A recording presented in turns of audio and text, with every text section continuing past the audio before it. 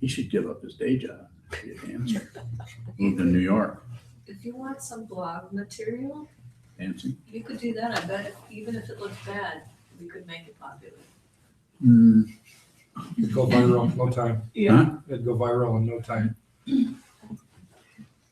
Gonna get some choreography from you, Century. Any other dancers in here? They are. Oh, yes. They just completed their dance. You guys are real musical. Do you guys do like waltzes and stuff? You know, polkas? Go waltz a little bit. We can do the Macarena. Is that's the one with a lot of carbs? Yes, that's the one. Macaroni and cheese? That's true. Cheez-Its? What's the title of them? Without an essence. Without an essence, that's what I was really thinking about a lot. Thinking. So without an essence, this question comes from the study of the translation, from the Samdi Nirvana Sutra, which the translation is, the line out of there is the Thomas Cleary translation called Buddhist Yoga. We're actually studying that translation, and one by Keenan, and another one by John Powers. So we're studying all three of those a couple hours a week. Is it a couple hours a week? 2, okay. So maybe Gyokido, why don't you read that, just one line about essencelessness, and then I'll comment on that, or we'll discuss it.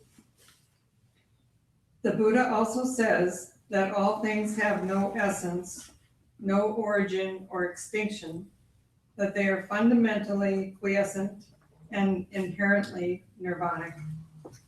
Okay.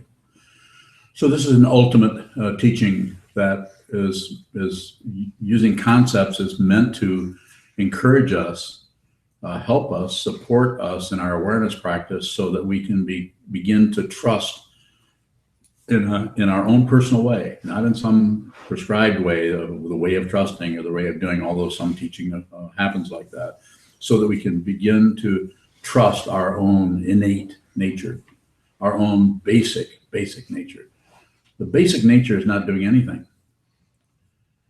It's all the things that are piled on it and hooked to it and stuffed into it, and that make it up, like to have characteristics and have qualities, and to have all the other the forms that we sometimes refer to as passion, aggression, ignorance, all of that. So it's just a way of pointing to something that is beyond pointing, that you can't even point to that, because it's essencelessness, or it's without an essence. So it's without a center. It's without a fringe. It's without any dynamic that can be pointed to relatively. Although, what are we doing? We're pointing to it. We're actually pointing to that.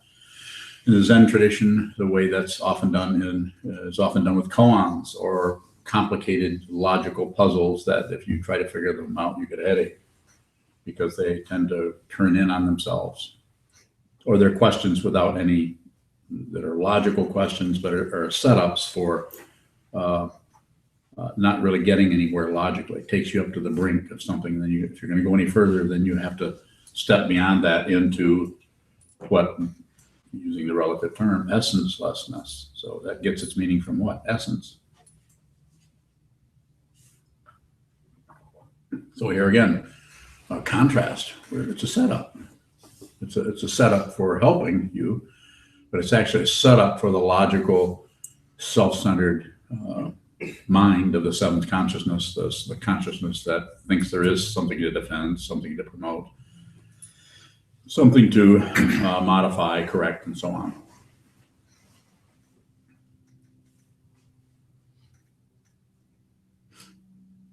And the way in which that's covered in the Samdi Nirvana Sutra, what is it, 3rd, 4th century of the Common Era, we're not sure exactly when it was written.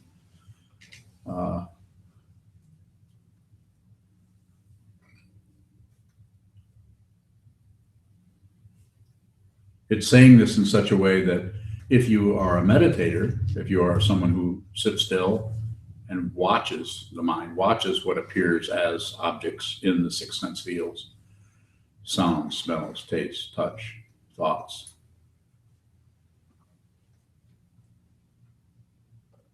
And you watch what comes and goes, then that which is doing the watching, that which is doing the observing, at some point we make some kind of a shift. You almost have to make it on your own rather than be told, although sometimes we're told to do that, is to see what is doing the observing. What's the part of our whole discontinuous identity, discontinuous spirit, self. What part of that is actually doing the witnessing part, the seeing part, through any one of the six sense fields?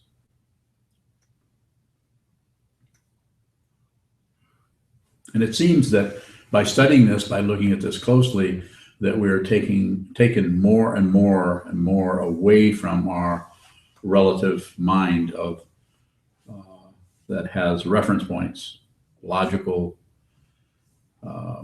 ideas about that work out of cause and effect, that worked out of is and isn't, that works out of some kind of really strong polarity. Even essenceless or essencelessness is a relative way of using very fundamental, any fundamental thing that is a relative situation, construct, identity, is down to the very essence of something. What we're saying, what is being talked about here is without that, without an essence. So in this way, we begin to transcend the grasping at a solid, separate being or separate self. So it's anytime you posit anything, you are going to create what? Its opposite. Anytime you say, well, if it's essenceless, or there's an essencelessness going on, first we have to go there to see that it's almost like, well, yes, there is, but it's not. But you can't get there that way. You can't get there through relative truth. You have to actually step off the cliff. You have to actually go back. You have to go into emptiness, where you have no anything, before you can come back and see that everything is not two. So the essencelessness is a path teaching.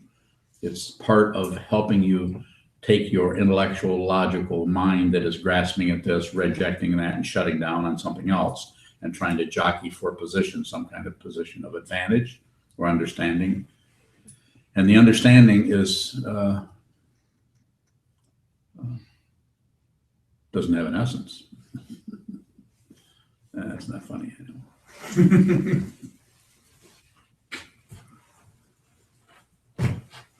It's what are the ox herding pictures? That's and I can't remember what the source of that is, but the ox herding pictures in Zen are about,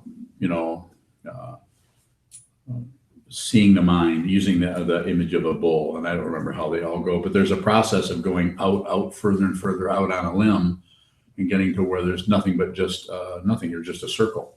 That the bull is gone, everything is gone, and then suddenly everything comes back, and the practitioner he walks into the marketplace. In other words, everything returns to its original situation. Circular.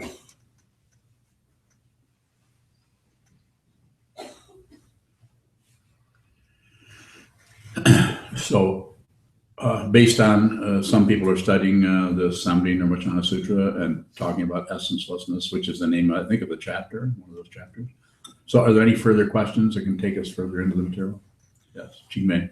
Sitting on the cushion, I see the essenceless of this and the essencelessness of that. Getting off the cushion, when they come together, seems to be very real and very concrete. Yeah. So what you say becomes more of a belief then, that I come back and say, this is essencelessness. How can I go beyond the belief? I think you're beginning to do that by what you're saying, is you have to see that it's a belief. You have to really see that you think something is true with no real proof. You might have some experiential proof to it, but anytime you believe something, you also have the opposite of that. So it's transcending the two-ness of things. and see that things are not separate.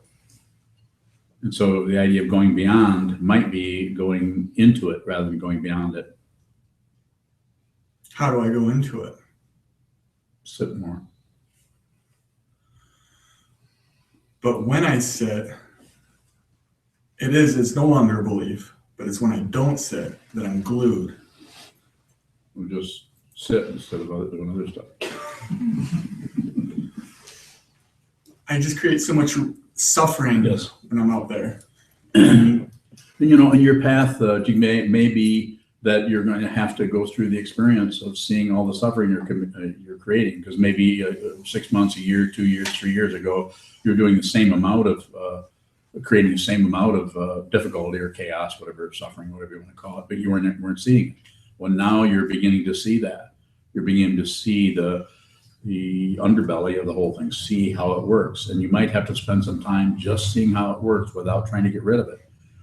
One of the issues or the problems that people have as soon as they find any negativity in themselves or their consciousness or their awareness is they want to get rid of it because they want to be a better person, better meditator, or they want to understand more. And they quite often will do it by trying to reject some part that before it's really been understood. If you actually see what you just described as creating more suffering, if you see it thoroughly what it is, I'm not saying it'll vanish, but it'll cut way back without doing anything, because it gets its fuel through ignorance. It gets its fuel through aggression. It gets its fuel through passion. We're always doing something with it. We're trying to shift it around or make it this or cover it up or blame somebody for it, blame ourselves for it. You might have to see how that's working. You might have to be, this is why quite often in the teachings we're often encouraged to be genuine, to just be who you are, just have the emotions you have, instead of prematurely, you could say, trying to get rid of something so that we can be better. I used to be really jealous, but I'm not that way anymore. I saw through that. Anytime anybody makes a claim about anything, very suspicious, because you're closing down on it. You actually, the way it's dealt with is to not close down on anything. And then if it comes or goes, it means it doesn't point to anything else. So you're what you talk about, creation of suffering. What I'm getting is you would like to end that. Yes, sir. Yeah. And what I'm saying is that won't end if you go to war with it. It will pop up somewhere else. The only way it can really end is to see it very, very closely. And it takes a lot of courage to look at one's own, what I call it, modern word is neurosis or difficulty. To look at that closely and see the way that works. If you're able to do that and see the way that works, then compassion begins to arise for yourself, and that compassion can actually begins to show up for everyone, because you're not separate from anyone. Compassion needs to happen here first. I know there's lots of practices where we're trying to do that outside, so to apparent others. No, those are good too. They should happen. But the fundamental transformation is going to happen where there's no warfare. You're no longer objecting to anything you feel, smell, taste, touch, think, remember. You're not at war. This does not mean that you don't take very seriously and are very, very attentive about any negativity that happens in your purview, in your consciousness. You watch that. Passion, aggression, and ignorance. Those are the ones to watch for. If you're pushing on it, if you're pulling on it, and if you're shutting down on it, same thing. You're doing something with it that keeps that feeling of there is a me who needs to succeed and can't fail, or needs to get ahead, or needs to stop creating suffering from others. And of course there is. Need to stop doing that, but the way to do that is through awareness rather than through manipulation or control or following rules. That's why this is such an outrageous path. It's a revolutionary. It is radical. It's a radical path, because you're going down the word radical or radix or root. You're going down into the very root of the situation and looking at that. So that's what I would say. It sounds to me like, even though you may not be so happy about that, I would say just don't stop. Continue to look at that. Continue to be a good host. Be a good host for your own neurosis. If you can be a good host for your own neurosis, then, and if you understand, if there's some kind of transcendence begins to happen, and that's not something you can do. You can't do transcendence. That's called Rudra or ego. But you can see very clearly what is true, and the transcendence happens of itself. And when that happens, then the compassion arises not only for this, but for everyone. Feeling with more. Trungpa Rinpoche talks about the 3 forms of aggression, and the second one I connect with is analytical aggression. And he says a bodhisattva that attaches to aggression is creating the hell realm right now. So how can I transcend the hell realm? Well, very much what I was just saying. What are the other 2 types he mentions? Analytical. The first one was background aggression. There's analytical, where you find a reason to be aggressive, and then there's more of an aggression where it just kind of happens. Chopping people up. Yeah. So I have aggression, and I find a reason though to have that feeling, which is ignorance. It is. But look at all you're able to describe that. You're able to talk about that. And I would say, don't add anything to that. If you put any more luggage on that wagon, it's going to break.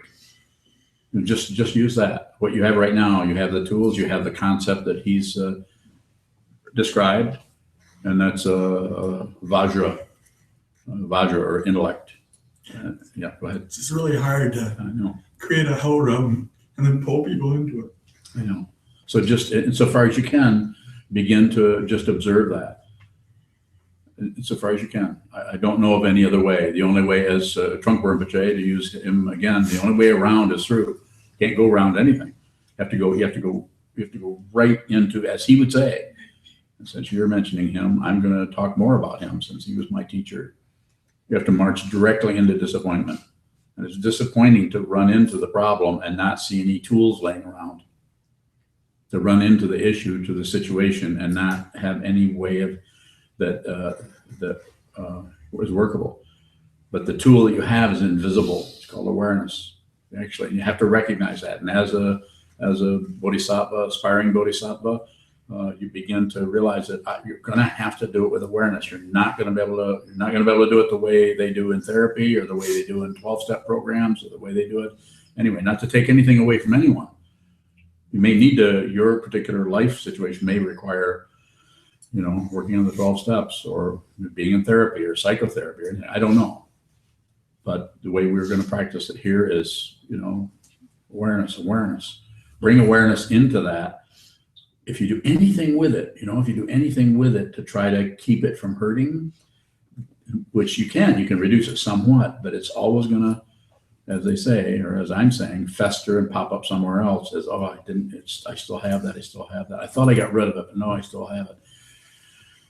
It's not separate. It's your very heartbeat. All the aggression, all the passion, aggression, and ignorance, not separate. We're not separate from any of it.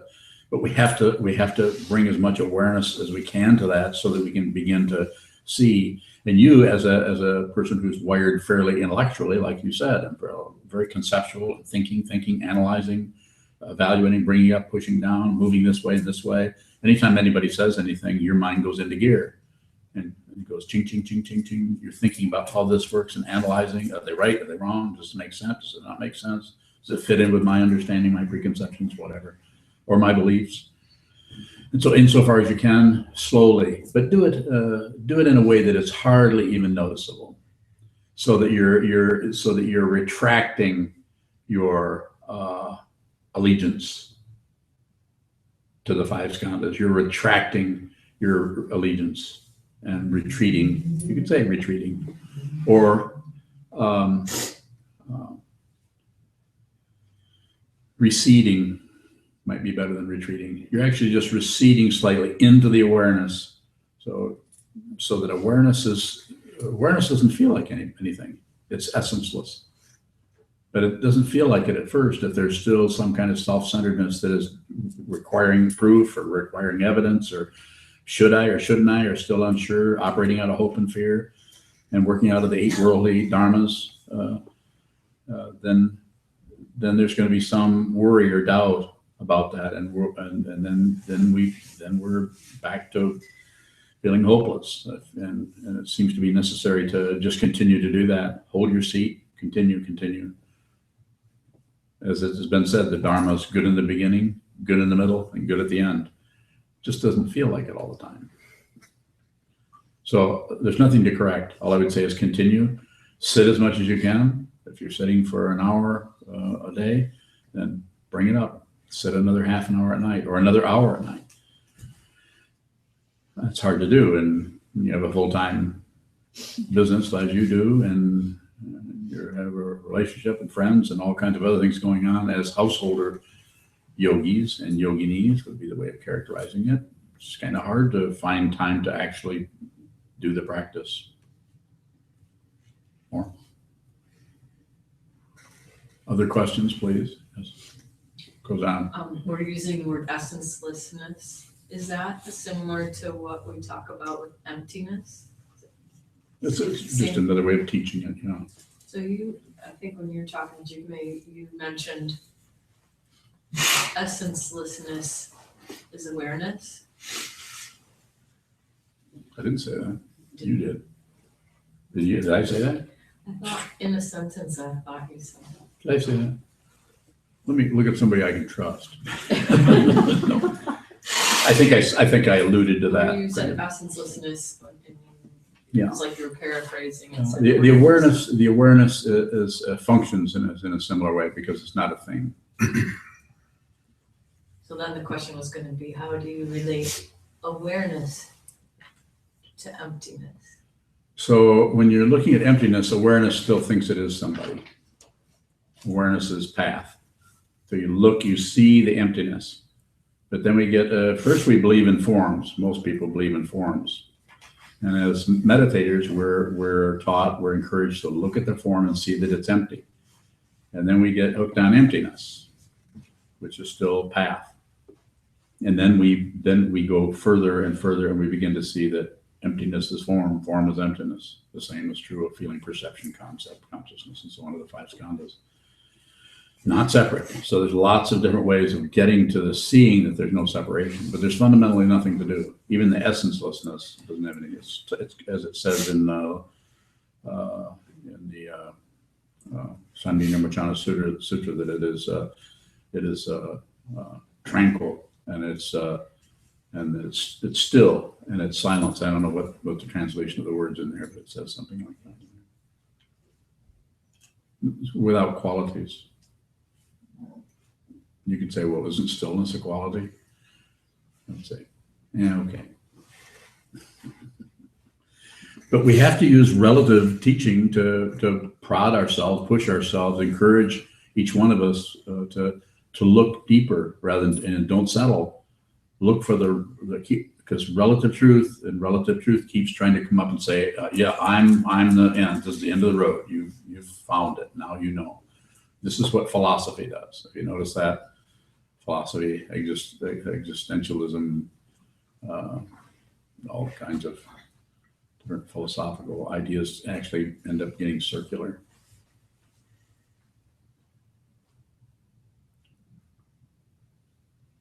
Or maybe not.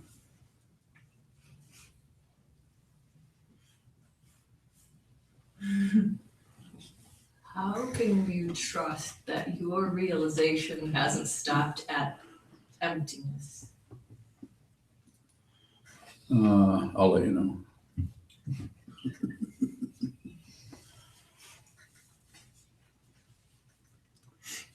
Go ahead.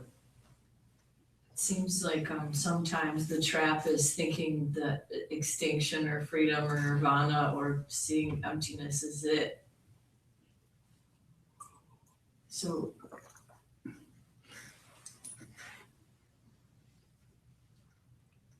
Well, there are whole schools of teaching that talk about emptiness as the final teaching.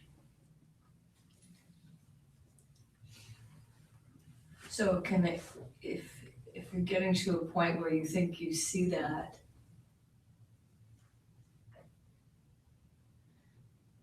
how do you not let that become a hindrance to going further? You're not afraid of hindrance anymore. Everything is empty. So even the hindrance is empty. And at the same time, it's completely full because you have that the whole dynamic is plus and minus, not separate. More. Good question.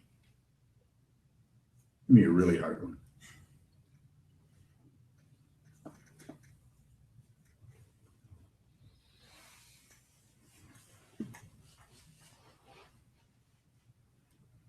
Why don't you just jump up and say, you're talking in riddles and stomp out.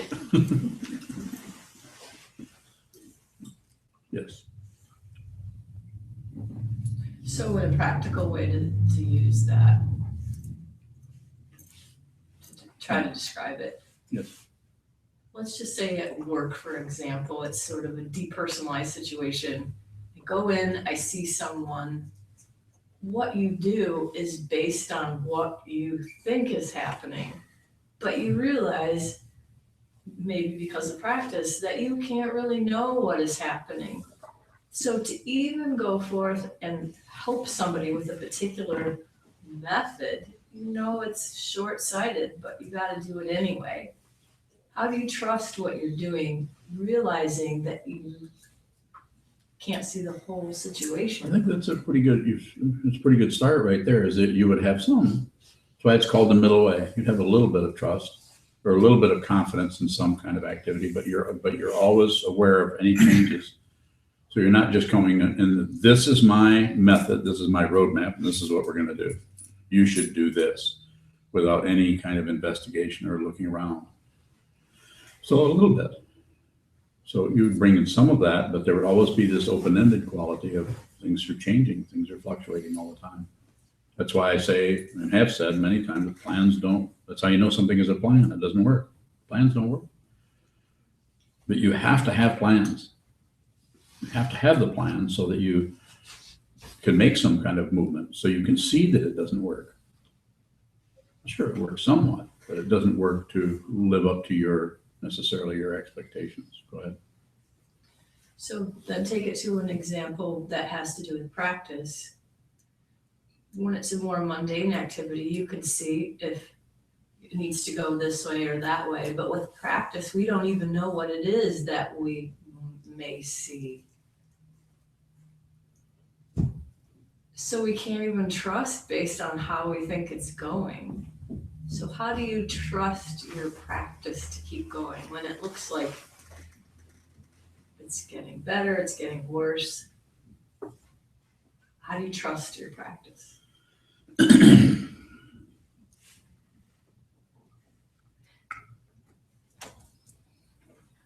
don't know if you can.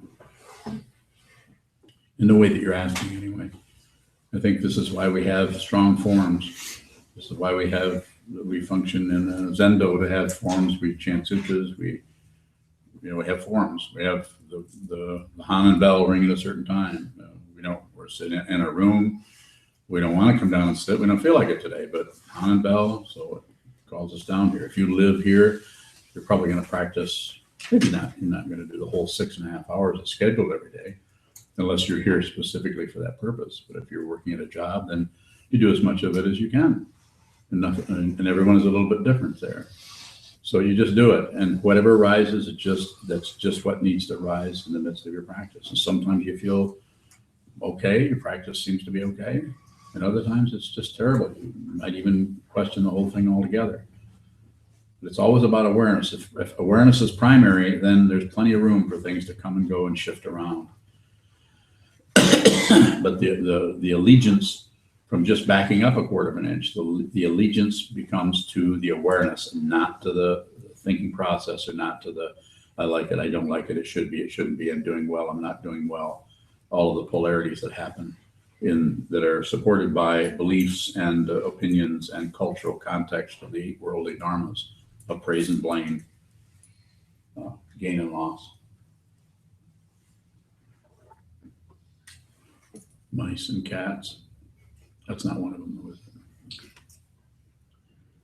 Does anybody know the other ones? Fame and disgrace, that's a really good one. That's the one that always terrifies me.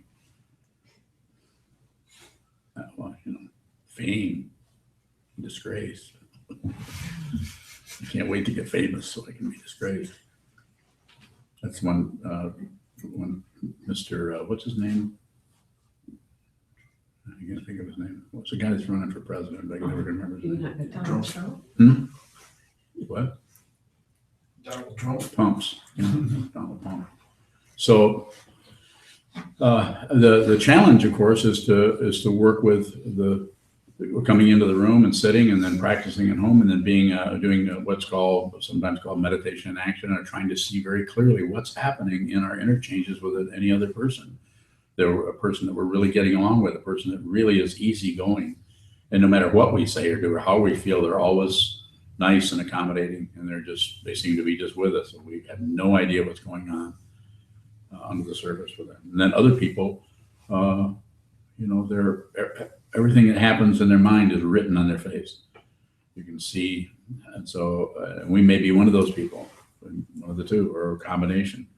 So the idea is just to work with things as they come up in this relative world.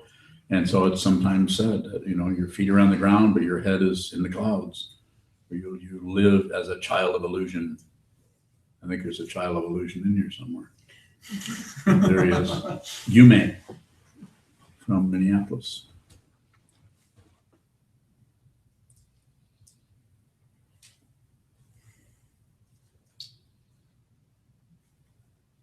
Other questions? Jigme. How does seeing essencelessness lead to compassion for others? So I think it's you call it kind of circuitous, but it's beginning to be inspired with the idea of essencelessness. Say what you're looking for, you can't actually find. If you could, it wouldn't be essencelessness. It would be some kind of essence. There's some kind of subtle, guy or person or identity in the midst of all the confusion, that somehow we can fix that person, make that person be compassionate, make that person stop doing things wrong. And so it's just a way of encouraging you to go in that direction. If you begin to see that, you'll begin to see it in yourself, and you begin to have or be compassionate towards yourself. You'll stop giving yourself a hard time, and you'll allow some of the sparks and dust and monkey wrenches to settle down, so that you can actually just be here. And when that begins to happen with you, and you'll know it. It might take a while, and then that tends to start showing up towards others. It seems to need to happen, and I don't know. I don't know all the different ways that this can manifest for people, but over here, it's like it seems to happen with this person first, and then it starts to be a relationship to other people, compassion for others, without being any different than you were 30 years ago. And fundamentally, what is different? There's nothing solid back here anymore. But 30 years ago, you were pooping your pants. I wasn't. Pooping in my well, pants. I'm a little bit different. Reverend's point. 30 years ago, I was 60, I think, something like that, 65. So you notice that's part of what you notice. What has changed? Has anything changed? No, nothing has really changed, other than you're not closing things off anymore. So therefore, everything becomes more obvious or apparent to you.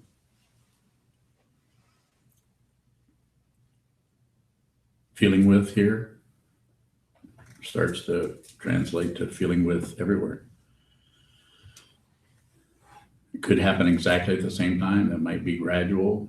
It could be a little bit of gradualness and a little bit of slowing way down and wondering what's going. And then it seems to be something that is both caused and uncaused.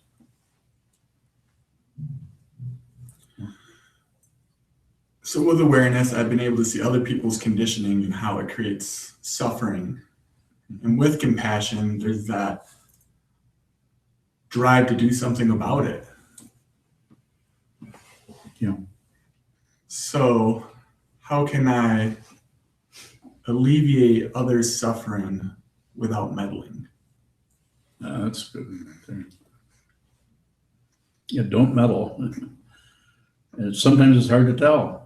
You know, if somebody can be asking you, and yet then you're getting the feeling that they're asking you, but they have a limited idea about how they want that to look. So then you just have to work with people where they're at. It doesn't always feel like you're the big know-it-all. You know, working with people can be, you know, even though you may be clear about what's happening with you, you're no longer having issues with your own body, speech, and mind. It seems to just function just fine. You're not necessarily thinking you're the Buddha. You're not necessarily thinking you're not the Buddha. You don't really have a position on it. But if you've received this vow to be with all things or save all beings, then that's what you're about, probably. You intend to do that. You have an intention to do that. And when you have intention to do that, you have to meet people where they're at. And if you're meeting people where they're at, you're probably going to feel just as miserable as they do. Not separate. To ego, that's anathema, which is much different than asthma. It's problematic. Ego does not want to get around somebody who's, unless they're there with some kind of a methodology. Well, what you need to do is this or this. Ego doesn't necessarily just go away. What happens is your belief in it tends to subside. So you may find yourself working with someone and not feeling really great because they're not doing so great. So you're not doing so great because what are you doing? You're with them, not separate. You're with them. Your understanding is clear about that. And so when it's clear about that, you see that they're suffering and they're not clear about that. So all you can do is be with them, and they'll let you know. In some way, they'll let you know how to serve them, how to help them, how to be with them. But if you, when I say but, I mean and also. If you are wrapped up in your own shit, your own, I'm not getting what I need, I'm not, I'm not getting my needs met, which is one of the stupidest lines I've ever heard. You're not getting your needs met. Like, who is? Not really stupid, just dumb.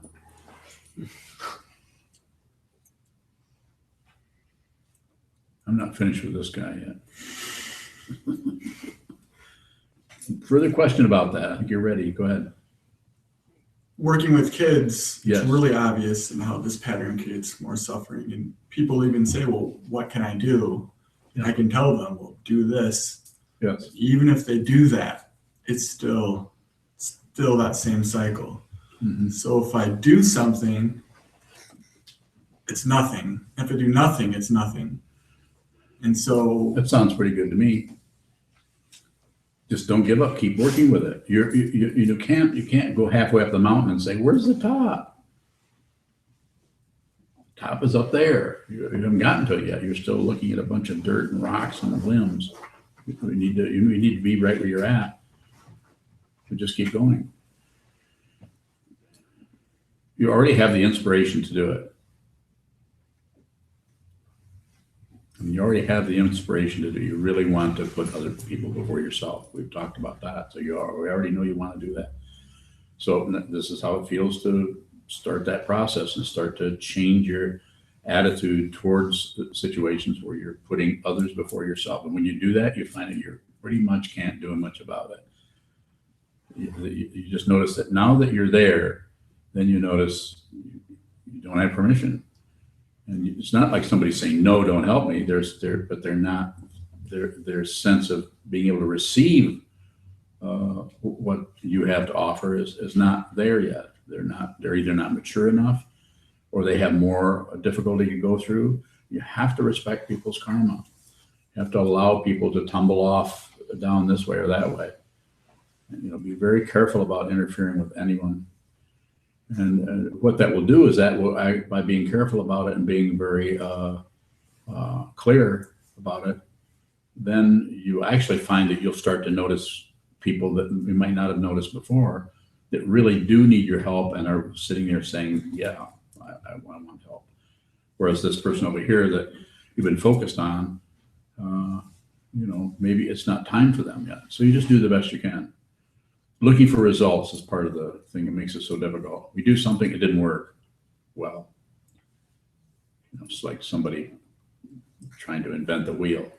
You don't know what you're going to invent.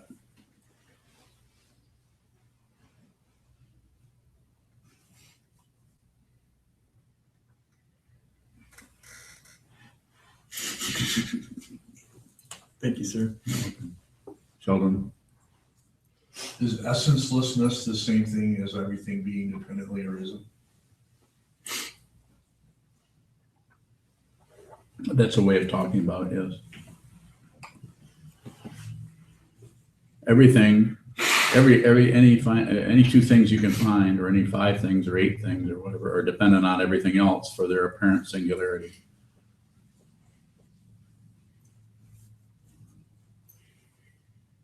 More?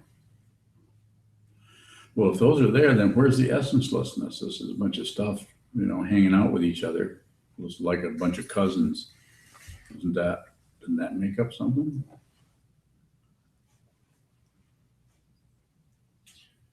If you can't find the origin, though, then there's no essence and origin are the same thing, aren't they? I don't know. What do you think? I think they are. Okay.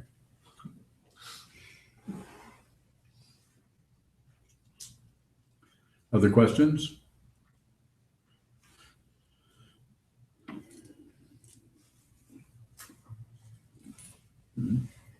You said a few minutes ago, if you're suffering and clear, that it's possible to help people or something along those lines. But my question is, how can you know if you're clear about your own suffering?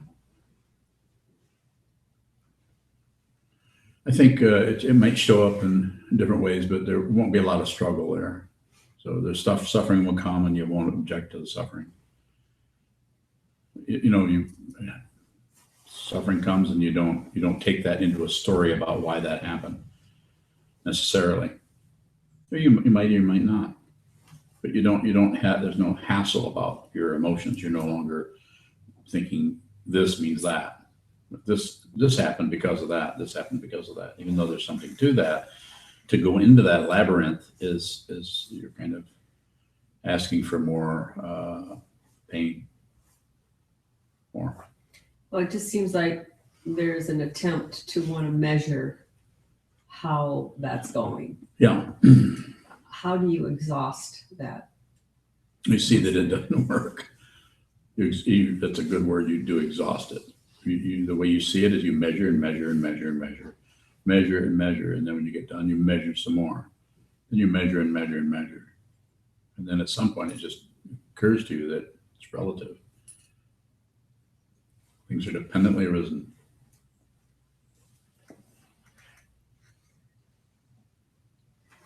So it also seems like there's a desire to want to know in the moment, am I clear? Am I? So the way you can know that you're clear is whatever is there, you're not separate from it. So there's lots of ways of expressing that.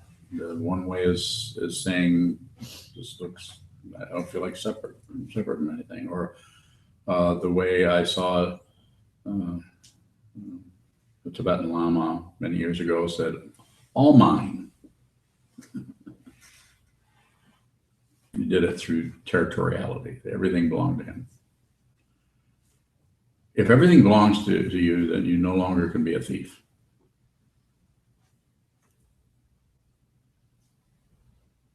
Is that liberation?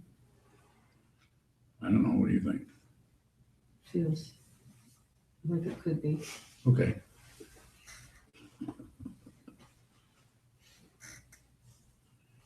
It comes down to sensing the struggle, feeling the struggle, and knowing that trying to solve that and trying to get that to do something else it's very circular. It's not that you couldn't make some headway there, but generally it seems to be necessary to just, drop your weapons.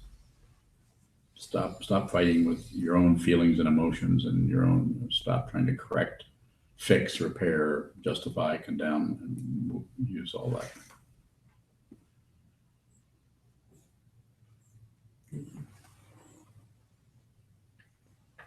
Anything? Does Moodles have anything? She hasn't sent me anything. Hasn't sent you a text. Okay. You may. Is the essence of all things the mind, or is the mind the essence of all things? Well, we use the word mind. It's used lots of different ways. So, I don't know. It's a concept, and it's used in different ways. So I'm hesitant to come down and say this is this and this is this. I'm just saying that essencelessness, or without an essence, there's nothing. There's nothing there. And the way it's taught quite often is unborn, unceasing, with a nature like the sky. We're talking about the sky as like just empty. It's unborn in that essencelessness doesn't come into existence. And so therefore it can't pass out of existence. So here we have all this relative, look at the incredible situation we're in where there's just an overwhelming belief in our physical presence here. Overwhelming. We're alive, we're living beings, and we really put a whole lot of stock in this. But who you actually are is without an essence. And that's can't be discovered like something in the cupboard. Here, found it. It was on the top shelf. I missed it all that time. I just have a hard time seeing how it could be any different than the way I see it. Yeah, but then just keep looking at that. But what am I looking at? You're looking at your preconceptions. Is that the essence? No, that's a preconception. Unless you see it, and then it's not separate. Form is emptiness. Emptiness is form.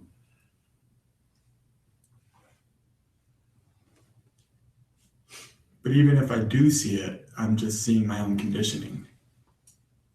Maybe. How can I not see my own conditioning?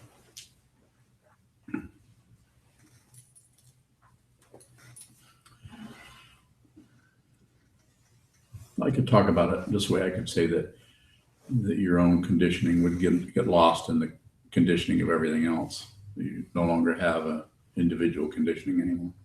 Just have conditioning. So the whole my own part would release its demand on being somebody.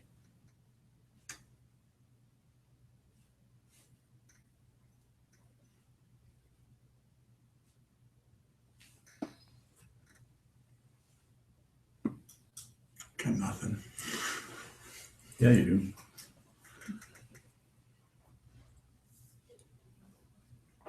do. You may. In what sense is awareness unborn?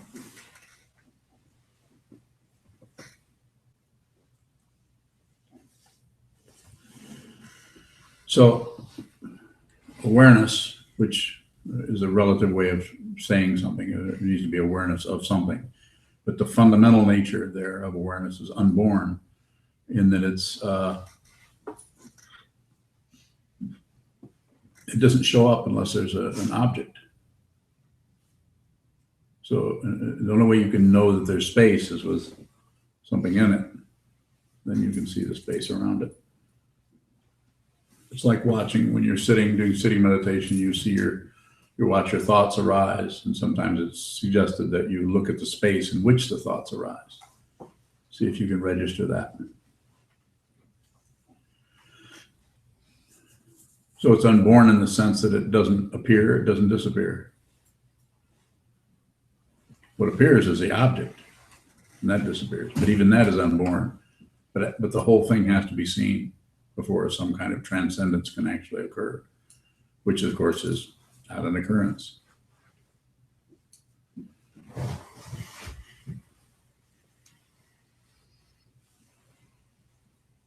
More? Thank you.